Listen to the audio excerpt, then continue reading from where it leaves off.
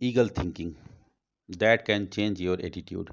बाज की सोच जो आपकी सोच और नज़रिया दोनों बदल देगा।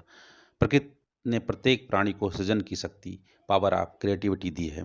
हम में से बहुत से लोग इस सृजन की शक्ति को पहचान ही नहीं पाते हैं, और जो पहचान जाता है दुनिया में कमाल कर देता है।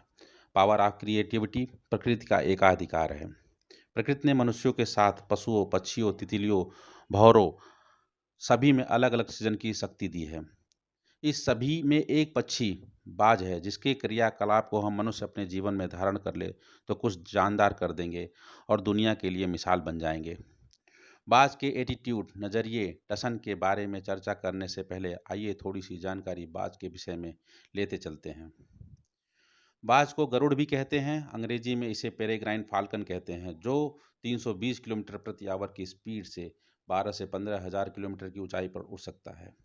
इसी कारण इसे आकाश का बादशाह कहा जाता है।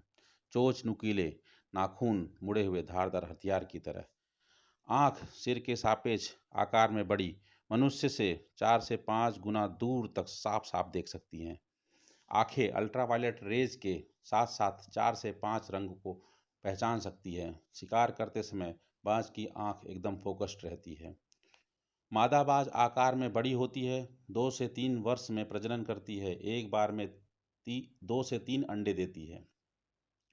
मादा जब तक बच्चे बड़े नहीं हो जाते तब तक घोंसले को छोड़कर कहीं नहीं जाती है। तब तक नर बाज भोजन की व्यवस्था में लगा रहता है। बाज यूएई का राष्ट्रीय पक्षी तथा शिकागो का सिटी बर्ड है। द्वितीय विश्व युद्ध में संदेशवाहक कबूतरों को नष्ट करने के लिए बाजों का प्रयोग किया गया था।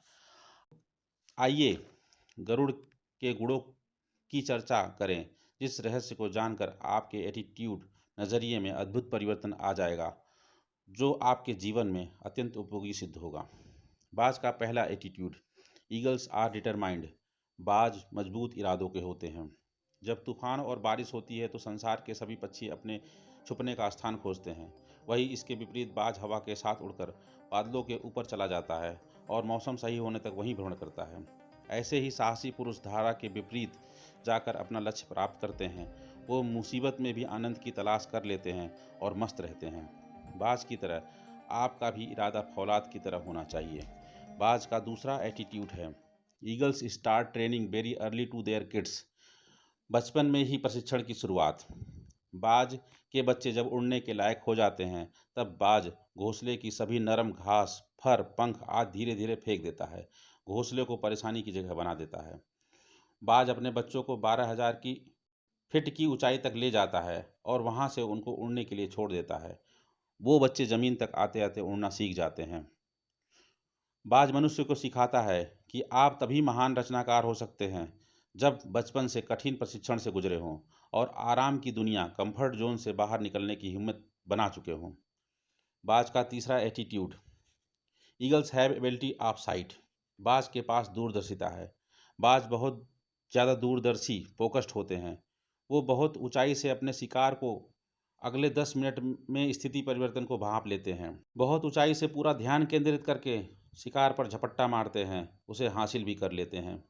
मनुष्य को बाज से ये सीखने को मिलता है कि अपने जीवन में भटकाव का त्याग करके एक ही क्षेत्र, एक ही दिशा, एक ही कार्य में केंद्रित, फोकस्ड होकर कार्य करेंगे तो उस क्षेत्र में आप सर्वश्रेष्ठ हो जाएंगे।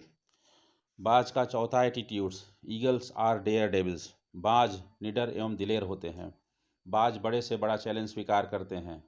शिकार चाहे जितना बड़ा हो या खतरनाक हो, एक बार तय कर लिया कि हमला करना है तो करना है, भिड़ना है तो भिड़ना है। बाज कभी हार नहीं मानते, उन्हें कोई बाधा रोक नहीं पाती। बाज मुसीबत का सामना हेड ऑन हेड, सामने से करते हैं। मनुष्य को ये सभी गुण बाज से सीखना चाहिए। कभी हार नहीं मानना चाहिए, चैलेंज को स्वीकार करना चाहिए, मुसीबत से पीछा छुड़ाकर भागने की बजाय सामना करना चाहिए।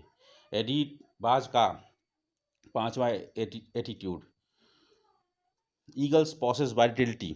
बाज के पास जीवन शक्ति है। बाज के इस एटीट्यूड से आप बाउंस बैक कैसे किया जाता है ये सीखेंगे। बड़े ध्यान से सुने।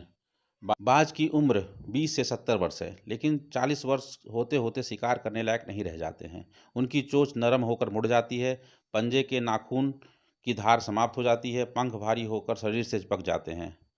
आप जानते हैं कि बाज कभी मरा मांस नहीं खाता, वो हमेशा शिकार करके ही खाता है। इस अवस्था में बाज शिकार करने लायक नहीं रह जाता है।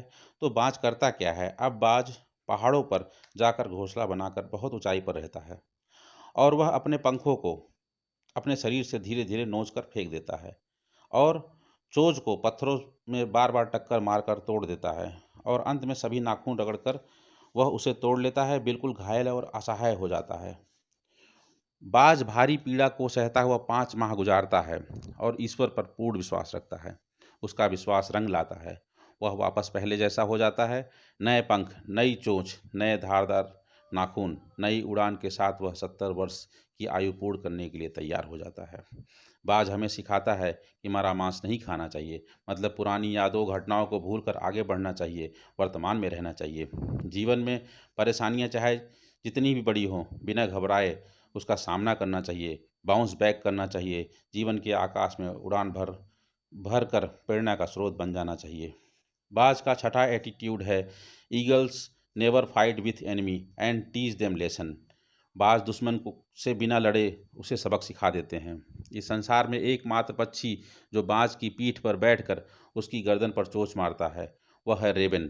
हालांकि बाज उसका जवाब नहीं देता और न ही रेवन से लड़ता है।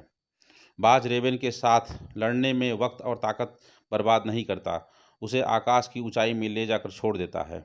रेवन ऑक्सीजन की कमी के कारण गिर जाता है। बाज का ये एटीट्यूड हमें सिखाता है कि कभी कभी सभी लड़ाइयों का जवाब देने की आवश्यकता नहीं होती। लोगों के तर्कों, फालतू के सवालों, उनकी आलोचनाओं को का जवाब देने की ज़रूरत नहीं है। बस अपना स्टैंडर्ड ऊपर उठाइए, वो अपने आप गिर जाएंगे। बाज के ये सभी नज़रिए हमारे जीवन को दिशा देने का कार्य करते हैं। बाज उड़ता तो आकाश में है पर नज़र हमेशा धरती पर रखता है। मनुष्य को भी यही चाहिए कि वह चाहे जितना कामयाब हो जाए पर ज़मीन से जुड़ा जरूर रहे। बाज बहुत ऊपर उड़ता है, अकेले उड़ता है या बाजों के साथ उड़ता है, पर कभी भी छोटी चिड़ियों के झुंड में नहीं जाता है। ऐसे मनुष्य को भी चाहिए कि वह कभी उन लोगों के बीच में न बैठे जिनकी सोच नकारात्मक है, जो आपको पीछे ले जा रहे हैं, जो आपकी ऊर्जा को घटा रहे हैं। बाज हमें निडर बनाता है, चैलेंज स्वीकार करना सिखाता है, लड़ना सिखाता है, फोकस होना सिखाता है। वास्तव में ये सभी गुण हम सभी में आ जाएं तो कमाल हो जाएगा। धन्यवाद।